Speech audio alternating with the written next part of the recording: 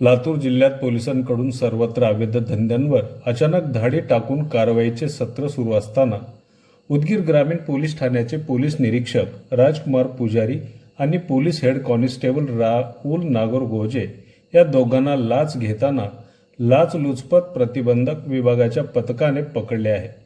त्यामुळे उदगीर शहरासह जिल्ह्यात सर्वत्र खळबळ उडाली आहे।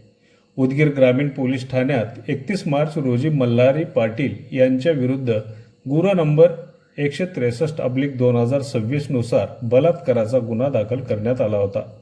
या गुन्ह्याच्या तपासात आरोपीला अटक न करता गुन्ह्यात मदत करण्यासाठी म्हणून police head constable Rahul Nagargoje आणि पोलीस निरीक्षक राजकुमार पुजारी यांनी संगनमत करून आरोपीच्या नातेवाईकांकडे 3 लाख रुपयांची मागणी केली असल्याची तक्रार लाचलुचपत प्रतिबंधक विभागाला प्राप्त झाली होती। त्यावरून 2 एप्रिल गुरुवार रोजी लाचलुचपत प्रतिबंध विभागाच्या पथकाने सापळा रचून उदगीर येथील पंचवटी हॉटेलमध्ये तक्रारदार यांच्याकडून 45,000 रुपयांची लाच घेताना हेड कॉन्स्टेबल राहुल नागरगोजे यांना पकडले। लाच स्वीकारून हेड कॉन्स्टेबल राहुल नागरगोजे यांनी पोलीस निरीक्षक राजकुमार पुजारी यांना पंचासमक्ष फोन करून पैसे भेटल्याचे सांगितले।